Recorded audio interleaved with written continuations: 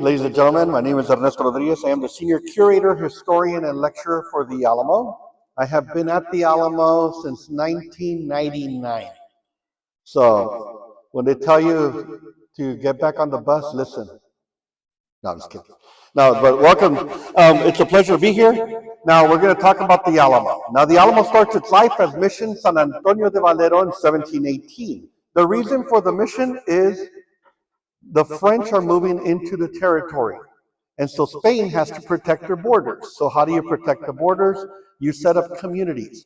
And the mission at Valero, which is about 2 miles north of the site where it is today, is established in 1718 on May 1st. What is a mission? Most people see a mission as a church, religious center, but it's a university. They teach you everything you need to know to become a part of Spanish society. So you learn the language, you learn religion, you learn civics because you need to know your place in Spanish government, and then they teach you a trade.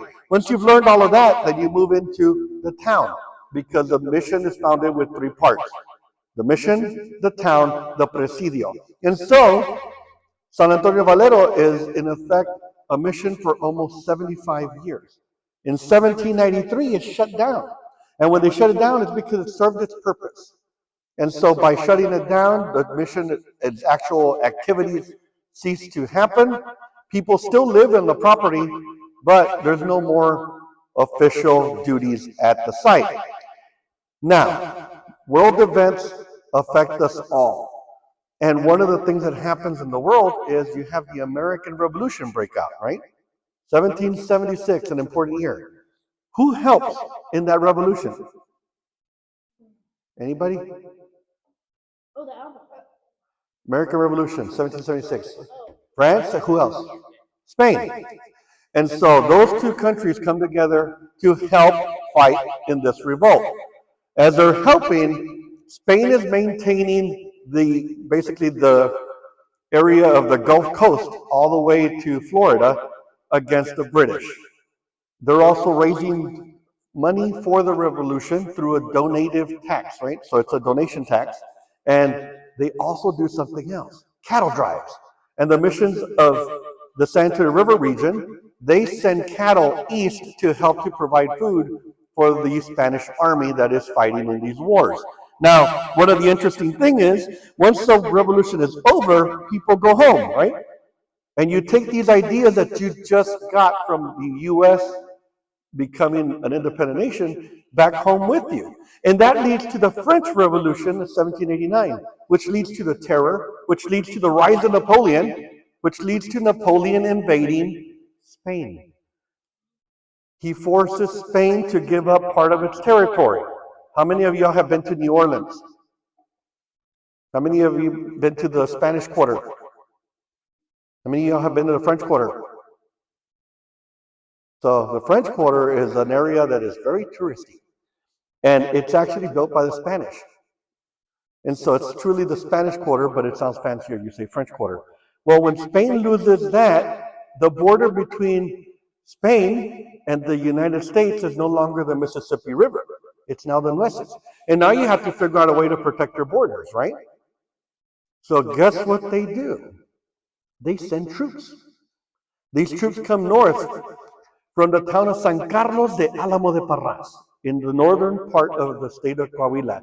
They come into San Antonio. They go to the fort, and it's falling apart. So they find a place that they can move into, and it just so happens to be a mission that was closed by the name of San Antonio de Valero.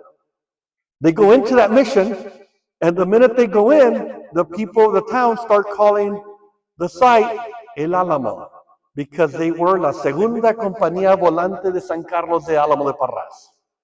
And from that moment on, the Alamo will be a fort. 1805, the governor of Texas says, we need a hospital.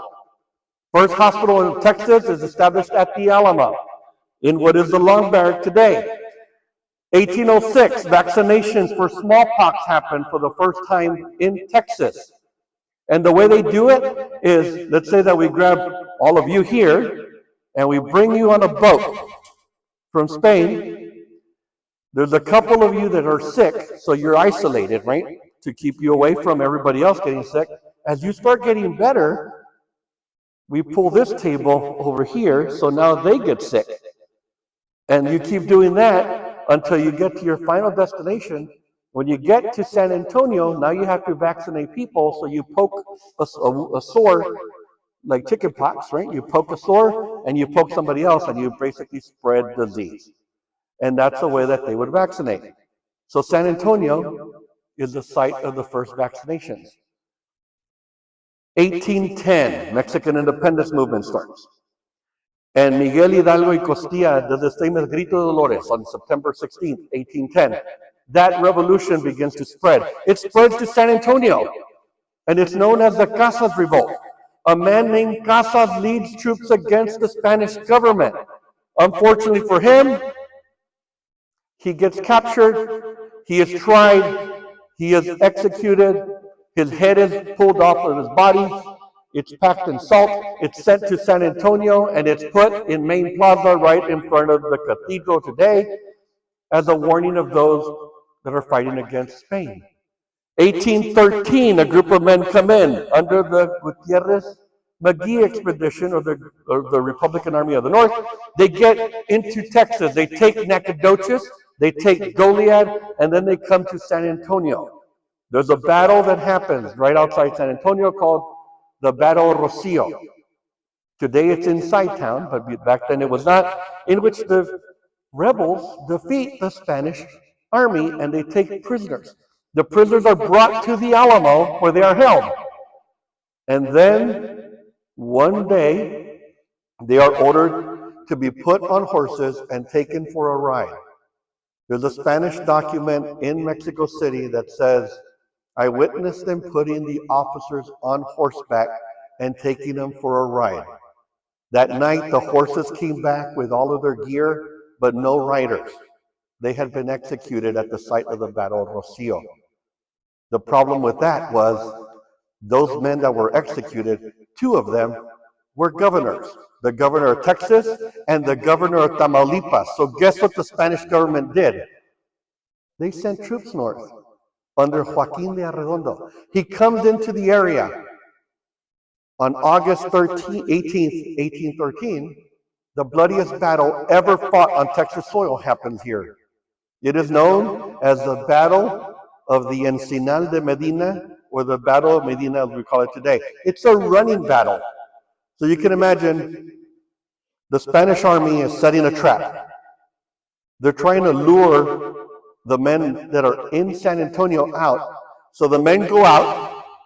Spanish government is trying to get them to come to them, so they send a little group out to draw them in as a trap.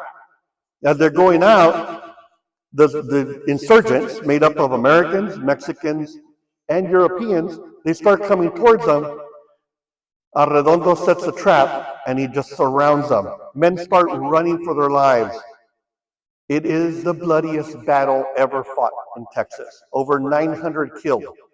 Those that are not killed in battle are chased down, arrested, brought back to the Alamo where they are held prisoner. They are tried and executed. And one of the most horrific things about those executions is it's summertime. So y'all know how cool it is here in the summer. Imagine dead bodies out in front of your church, left there as a sign of those that fight against Spain.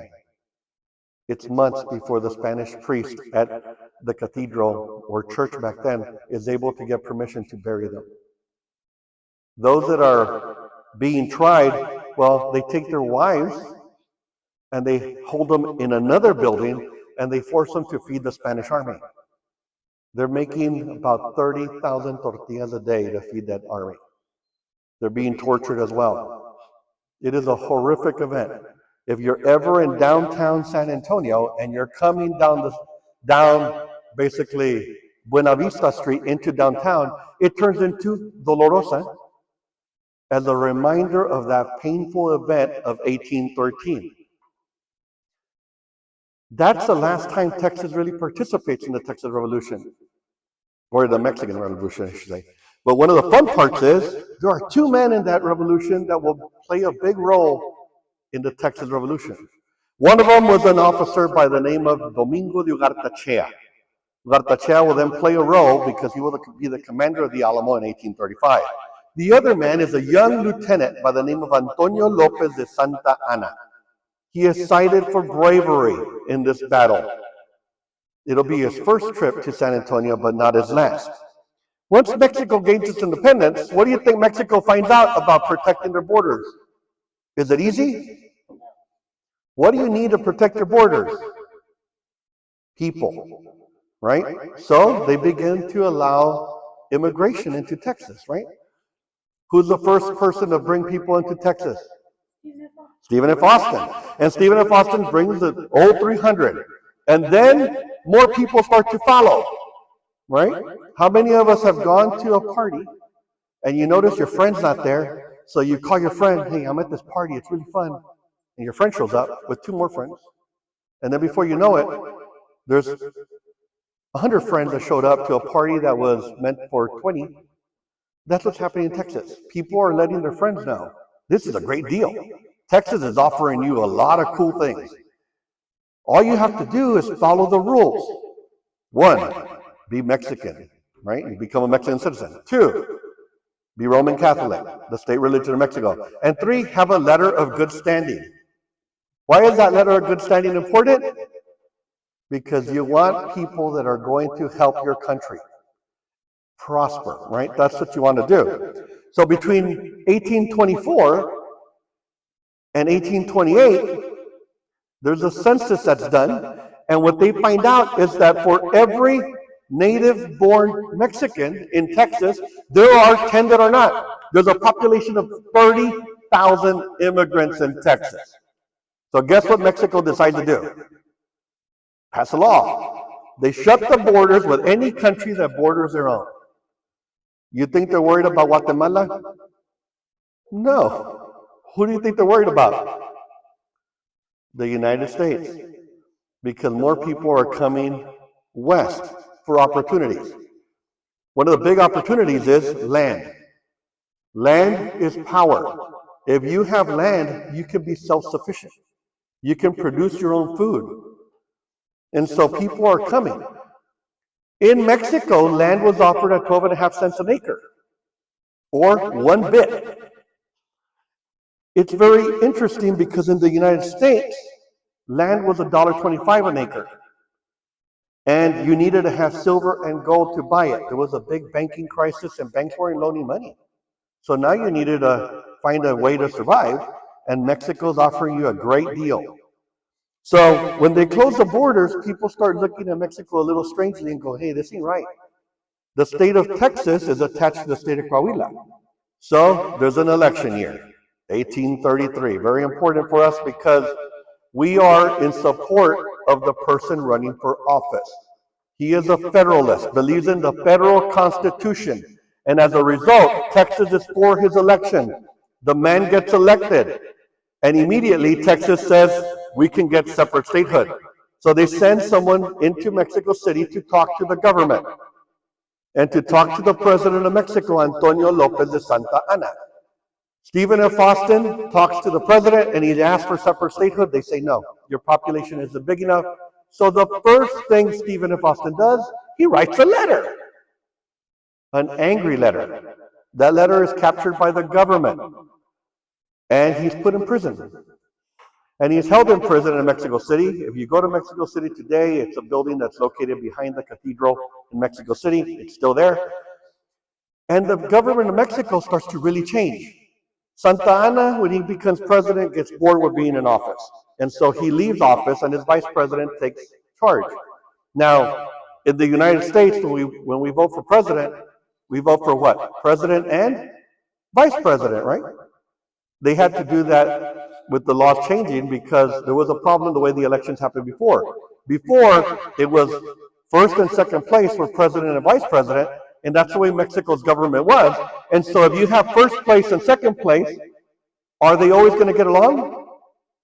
No, right? There's different ideas. So when Santa Anna leaves his office, he leaves his vice president in charge, and the vice president is a federalist that believes in the federal constitution to the point that he says, you know what? There's groups in Mexico that have too much power. We are a republic, and we must be equal. And so he starts limiting the power in the church, the military, and the landowners. Who gets you elected in Mexico? Who else? The church and the military. Those are your three big powerhouses. And so they go talk to Santa Anna and go, hey, you need to do something about the government. So he says, okay, but in order for me to do so, I must enact a clause in the Constitution of 1824, which gives me extraordinary power. He goes back to Mexico City. He uses that clause. With support of his friends, he's able to get rid of the Constitution and turn it into a centralist regime. States lose their rights. Civil war breaks out in Mexico, and Texas is part of that. Around this time, Stephen F. Austin gets out of jail, and guess what's the first thing he does? He writes a letter. So, did he learn anything? No. Luckily, the letter makes it to Texas. It goes to his friend, Gail Borden. And the letter is a very important piece of our history. We have that letter at the Alamo. That letter, the father of Texas is saying, war is our only resource. He wants them to fight against the centralist government. Is it an independence movement? Not yet. But he wants them to become ready. In March of 1835, the Mexican government passes a law, and that law is known as the Militia Reduction Act. It meant you could have one man in the militia for every 500 inhabitants. San Antonio could have 6 people in the militia. Can 6 people protect you against a Comanche raid? No. But the Mexican government is trying to protect itself by limiting the number of volunteers in the military at that point. There's a second part to that clause, and it is all heavy artillery will be sent to a central location. What is a central location in Texas? The Alamo. That is why cannons are coming to the Alamo. A group of soldiers from the Alamo are sent to go retrieve a cannon at the town of Gonzales. 100 dragoons or mounted infantry go off. They have orders. Their orders are, keep your cavalry intact, do not fight. When they get to the banks of the Guadalupe River, there's 18 men on the opposite side. Lieutenant Castañeda will yell, we're here for the cannon. The response is, we can't give it to you. Says, why not? Mayor's not here. Come back later. That cannon had been loaned to the town of Gonzales for their protection, even though it didn't work. He moves his troops to find a way to cross the river. He is called back. When he comes back, there's 180 men on the other side of the river. He yells again, I'm here for the cannon. This time someone will yell, if you want it, come and take it. So, he starts moving his troops. It's foggy. Texas forces cross over. Now, the Gonzales cannon is a fun thing to talk about, because if you go to the town of Gonzales, they have a cannon in their museum, and it's this big. That's not what the Mexican army is after. They're after a 6-pounder made out of bronze, and by 6-pounder, it's the size of the ball that it fires is 6 pounds. The cannon actually weighs more like 400 to 500 pounds. But when they have that cannon, it doesn't work. So they have to prepare it. So they gather a group of people, they go, how do we fix this? Everyone has a different idea. Finally, 2 blacksmiths get together and they drill a hole so that you can fire the cannon. They drill it in the wrong spot. So they had to plug that hole. It already had one hole that was plugged in order to prevent its use. Now it has a second hole that's plugged. They drill a third hole the size of a thumb. They mount it on a cart. They cross with it. When both sides are moving, they bump into each other, a shot's fired. Both sides fall back. The fog finally clears in the afternoon. They fire that mighty gun, and fire comes out the front, fire comes out the back. Lieutenant Castañeda will step into the middle of the battlefield and go, why are you shooting at us? Is Mexico at war with Texas? No. They're just there to pick up a cannon. And so imagine somebody shoots at you, so he's like, why are you shooting at us? And they say, because you are a centralist, and we are federalists, and we're here to defend the Constitution of 1824. His response, I'm not a centralist, I'm a Republican, little r, believing in the Republic, but I am a soldier and I have been ordered to do my duty. He had been ordered home. So he turns his troops and they march away. So guess what the men at Gonzales do? We defeated them. Let's take San Antonio. And they begin preparations. October 9th, 1835. A lady will lose a wedding dress. They cut it, make a flag that has that famous cannon painted on it with the words, come and take it. And they start making their way here. They arrive in San Antonio in late October. And they begin to plan a siege. James Bowie, who will become famous at the Alamo, is sent off to find a closer spot for the army to be housed. They're at Mission Espada. He moves over to Concepcion. He has another man with them. His name is Fannin. Both of them are leading a small group of troops. They get to the mission when they encounter a group of Mexican troops that have come out of the Alamo. There's a battle, and the Texans win the Battle of Concepcion. Later, there's a group of men that are basically riding around, and they see a large herd of horses. And they charge at the soldiers that are protecting the horses, and they capture hundreds of horses, or the Mexican remuda of horses.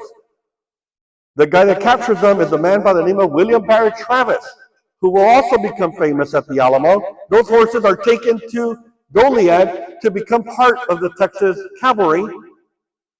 Later, they get word that the Mexican army officer, Ugartachea, who had ordered the men to go retrieve the cannon at Gonzales, has left the Alamo, and he's going down to, basically to the interior of Mexico to bring troops and supplies. Well, a scout says, we think they're coming. There's pack mules coming up the road. And so the commander of the Texas forces, Burleson, says, cavalry, go out and engage.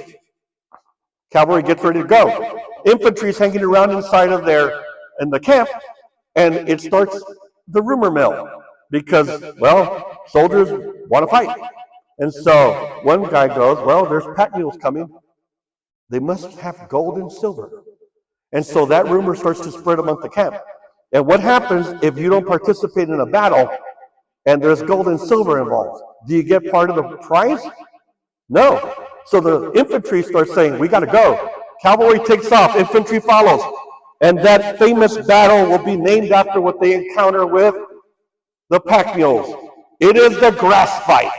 What they're bringing is hay to feed the horses inside the Alamo because the Mexican army is not going to risk sending them out again because last time they got captured. So the grass fight happens. Right around this time, winter is setting in. So imagine, it's starting to get cold. You are a soldier. You have a home, a farm. What's the thing you're worried about the most right now? Your crops dying. You're worried about your family that's up behind, right? Who's going to go and tend to them? So men start to talk and they begin to vote because the army was very democratic. They vote to go to winter quarters. So a man comes on the scene. He has escaped from a Mexican prison. He had fought in the War of 1812. He fought for Mexican independence. He was a prominent citizen of Texas. His name was Benjamin Rush Milam. And he gets to the scene and he notices they're packing up to go. So he talks to Burleson, the commander, and he goes, what's happening? And he's like, well, we're going to winter quarters. He says, that's not smart. We have momentum. We should attack. So Burleson says, if you can gather men, I will guard the rear. So Benjamin Rush Milam grabs a rifle and he draws a line in the sand. And he says, who will go with old Ben Milam into San Antonio? 301 men say, I will. That spot where he did that is near present-day Providence High School. So it's right up the street. On December 5th, 1835, a diversionary attack happens. James Clinton Neal will cross the San Antonio River with a cannon. He starts firing at the Alamo. As he's firing at the Alamo, two groups of men start to move into position. Francis White Johnson will go down one side of the street. Milam will lead troops on the other side of the street. This is on Soledad Street, 1 block away from Main Plaza. They begin to fight, house through house fighting, from the 5th through the 9th. On the 9th, a white flag will appear in Main Plaza. The Mexican army is ready to surrender. They're low on supplies. The Texans are low on supplies. It just so happens that one gave up first. They then meet the following day, and they come up with terms. And the terms are the Capitulation Acts, which allows the Mexican army to go back to the interior of Mexico, armed for their protection. And they're told, you must not come back and fight against those that defend the Constitution of 1824. So it's still not an independence movement, is it? No. Things start to change. Once the Alamo falls into the hands of the Texans, one of the things that happen is Texans go, let's invade Mexico. And they take troops, and they start marching towards Matamoros. It falls apart fast, but it's done damage to the Alamo. They've taken men, supplies, things that are going to be crucial for the upcoming battle. Everyone knows that the Mexican army is going to come back, because that's the way things work, right? If someone takes your ball, you go take the ball back. And that's what Mexico's going to do. They're going to take their territory back. And they begin marching. They march from the interior of the Republic to San Antonio, a distance of 400 miles in 29 days in the dead of winter. A lot of men don't make that march. Imagine being from the Yucatan, where the temperature never goes above 80, and all of a sudden, you're in freezing temperatures. What do you think is going to happen? You're going to survive? No, many men die. Animals are dying, but Santa Anna's goal is to be here as fast as he can. They arrive in San Antonio on February 23rd, 1836. The bell at San Fernando is ringing as a warning. Men start falling back into the Alamo. They bring their families with them. Santa Anna takes the town of Bear without firing a shot. James Bowie, one of the co-commanders, sends out a messenger and he says, what are your terms? The response is, you can surrender at our discretion. Typically what that meant, officers are put to the sword, soldiers are paroled. William Barrett Travis, the co-commander, is upset. How dare you send somebody out without consulting me first? And he orders the largest cannon on the property be fired at the Mexican army. The 18-pounder will blast straight into town. A red flag of no quarter will come up at San Fernando, and the siege of the Alamo will begin. On February 24th, 1836, Bowie becomes ill. He gives up his command of the volunteers to Travis. Travis will then write the most famous letter written by a Texan to the people of Texas and all Americans in the world.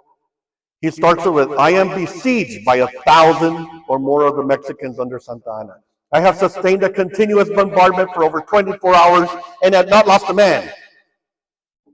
He states, I am prepared to die as a soldier whose duty is fit. He uses words that are really important. Honor, duty, American character. He knows that if this letter makes it out, it will be printed. And that print will make it to the United States. And it will be read by people all over the United States, and help will come. He ends it with one of the most important things that an American can use. Victory or death. The call sign that was used 60 years earlier by George Washington as they crossed the Delaware. That letter makes it out. It goes to Gonzales. A copy is made. That copy is sent to Nacogdoches. That letter is printed. People start coming to the aid of the Alamo. But how do you travel back then? What's the other way?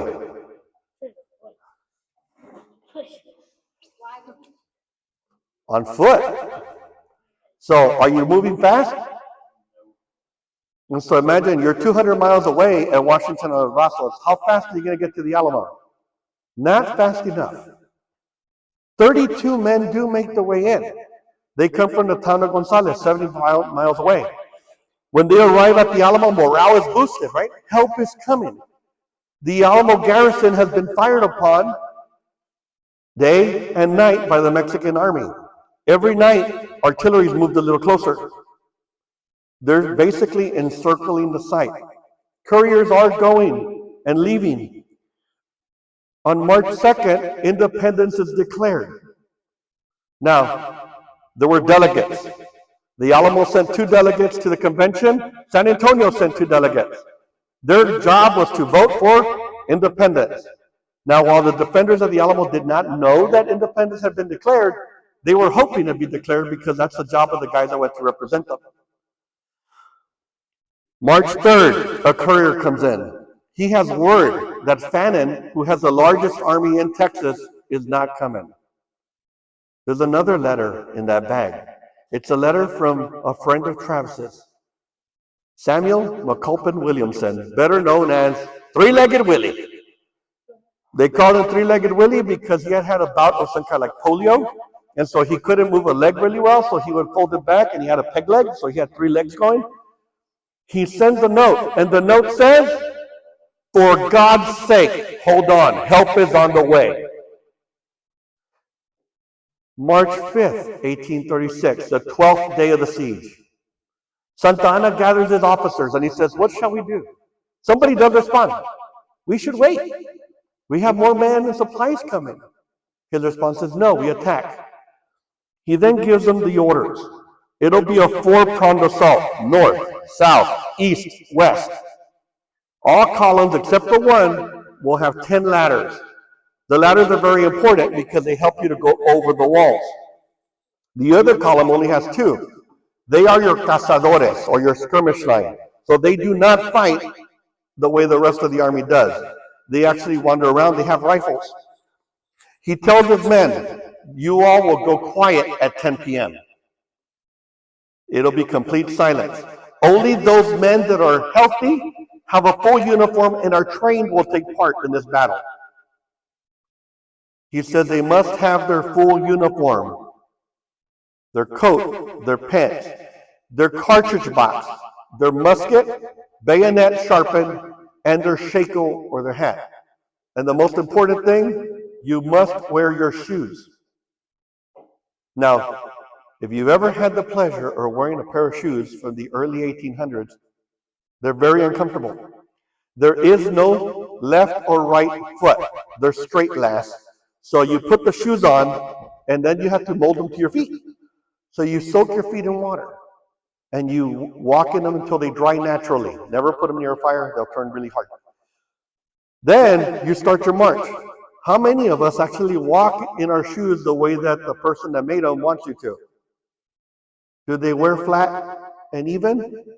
No. So imagine you're wearing a pair of shoes that are very uncomfortable. They're not wearing even. So there's a time when the officer will say, "Switch feet." Have you ever put your wrong shoe on your wrong foot? Does it hurt? It's uncomfortable, right? Imagine doing that and then having to start the process over by soaking your feet and marching. They were also issued 2 sandals, but for this, you must wear your full uniform. Santa Anna will then tell his officers that he has selected someone to take their place when they are killed in battle. Imagine what morale was like with the officers there. That night, all cannon go quiet. Alamo defenders start to fall asleep. At pre-dawn, the Mexican army begins. "Viva Mexico! Viva la República! Viva Santa Anna!" And it's like a sporting event, right? When you're at a pep rally, one person yells, everybody else. Same thing here. Everybody starts to yell. It's no longer a surprise attack.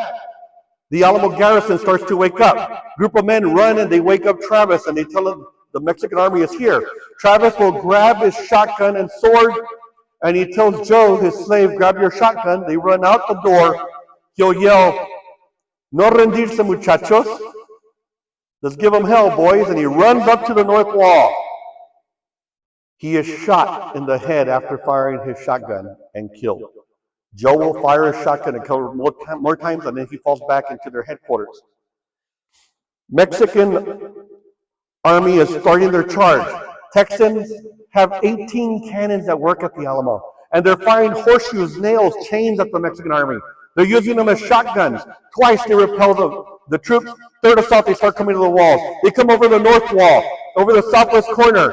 They start moving in. Alamo defenders start to fall back to the long barrack, which has been fortified against musket fire, not artillery.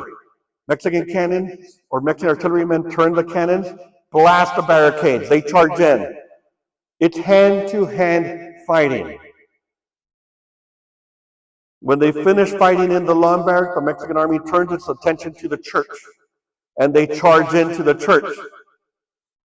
This battle lasts 90 minutes. In those 90 minutes, all the defenders will die. Mexican casualties, 600 killed and wounded. When the sun rises, Santa Anna rides in to look at the carnage. He also wants to see the commanders of the garrison. An officer will say, "Esta fue una gran victoria." This was a great victory. His response is, "It was but a small affair." Another officer will say, "Otra victoria como esta nos llevará al diablo." Another such victory and the devil will take us. Because out of the 1,500 to 2,000 men that attack, if you lose 600, are you going to be able to keep a war going that way? No. They didn't have doctors with them. So a lot of these men that had wounds, guess what happens? They get infected. They start dying. The defenders' bodies would then be removed from the compound, taken to 3 sites, and burned. Santa Anna's prepping for the campaign to continue. The Alamo sits on the San Antonio River. Goliad sits on the San Antonio River. On March 19th and 20th, the Battle of Toledo Creek happens. Fannin and his forces are caught out in the open, and they surrender. They're marched back to Goliad, and on Palm Sunday, March 27th, 1836, Fannin's command is marched out and executed. When the people of Texas hear what's happening here at the Alamo, what happened at Goliad, guess what happens? They start running in what is known as the runaway scrape. People are leaving food on the table. The Mexican army is moving. The San Antonio River line, which separated basically the colonies and Mexico, has fallen. People are afraid. Sam Houston, who's been elected commander-in-chief of all forces, is at Gonzales, and he starts moving his troops to protect people as they flee. On April 20th, 1836, they encounter the Mexican army at San Jacinto, and there's a small skirmish. Both sides fall back. April 21st, 1836, Santa Anna's army is attacked by Sam Houston's army. The battle will last 18 minutes. The carnage lasts hours. Battle cries at San Jacinto: remember the Alamo. Remember La Bahia or Goliad. Remember Tampico. We don't talk about that still in Mexico. God in Texas. The next day, as they're bringing in prisoners, they bring a prisoner in. It's Santa Anna himself. Negotiations start, and the Republic of Texas will be born. We will be a republic for almost 10 years. When we join the United States, it's an act of war against Mexico. And the Mexican War starts. And when it is over, the United States will fulfill manifest destiny by being sea to shining sea. All history is connected. This event that happens here in San Antonio is an international event that will change the world. And so, when you think about the Alamo today, it is a site that changed the course of the world by changing its history. So I do hope that y'all come to visit us. We are working on a massive museum building project, so we're hoping that y'all come and see that when we open up at the end of 2027. We do hope you come and see us now. We have a great collection center with exhibits that y'all will really enjoy. And so the big thing is, remember the Alamo. Thank you very much. Anybody have any questions? Because I know we're running short on time, and I just want to make sure I can answer your questions if I can. Anything? Thank you.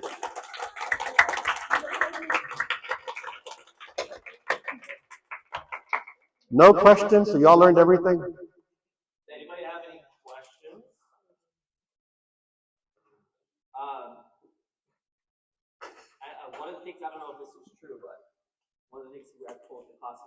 was Santa Anna got his brutalness from his time at the Battle of Medina because he saw how the Spanish army treated those rebels. Is that true? He learns from that. So he's an interesting individual because he's here at the Battle of Medina when he's really young. He learns about being brutal to those that oppose you, and he will do that over and over again. So if you study Santa Anna, you learn a lot from that man because he fights under the Spanish government. He then notices that things aren't going their way, so he switches sides and becomes a Mexican officer for the independence movement. He then is one of two officers that charge into Mexico City when Mexico becomes independent. His army is smaller than Iturbide's, so he has to follow Iturbide. He betrays Iturbide, and Iturbide is then ousted. He is part of many revolts. But Santa Anna is one of those people that is very important to the history of Mexico because between the years 1833 and 1853, those are the Santa Anna years because he rises to power so many times. In 1838, 2 years after the Battle of the Alamo, he's fighting in the pastry wars in Mexico because they owed a lot of money. He's shot in the leg and they have to amputate his leg. So he now has a wooden leg. So in April 1847, during the Mexican War, at the Battle of Cerro Gordo, he's overrun. He flees the battlefield, leaves a lot of his stuff behind, including a wooden leg. And that wooden leg is captured by the U.S. Army, along with a musket that's in our collection and a belt that's in our collection. But that wooden leg, the minute it's captured, guess what the American Army does with it? They play baseball. They use it as a bat. And the reason is there's a guy in the U.S. Army by the name of Abner Doubleday, the father of baseball. And when they were fighting, they would stop and they would play baseball, and they use that wooden leg as a bat. That leg is in Springfield, Illinois today at an armory, so you can actually go and ask to see it. But Santa Anna does learn a lot of his brutality because of his early years fighting with the Spanish. Yes, ma'am. He dies of old age. He actually outlives most of his enemies, and he dies in Mexico City. His wife would pay people to come and cheer him on underneath the balcony that he was living in this house. You can go to Mexico City. There's a restaurant where that house is. You know, the building's still there. It's a restaurant on the first floor, and it's called El Bahillo. And so you can see the house where Santa Anna died. Mm-hmm. Yes, sir. I heard a story about him. Is that true, or is that? So he was chewing from the chicle plant, which is a rubber plant. It was not flavored. He is chewing that, and it is believed that when after all these encounters that he had and bad things that had happened, he ends up traveling through the U.S. and he encounters the people that will then produce chewing gum. One of the fun things is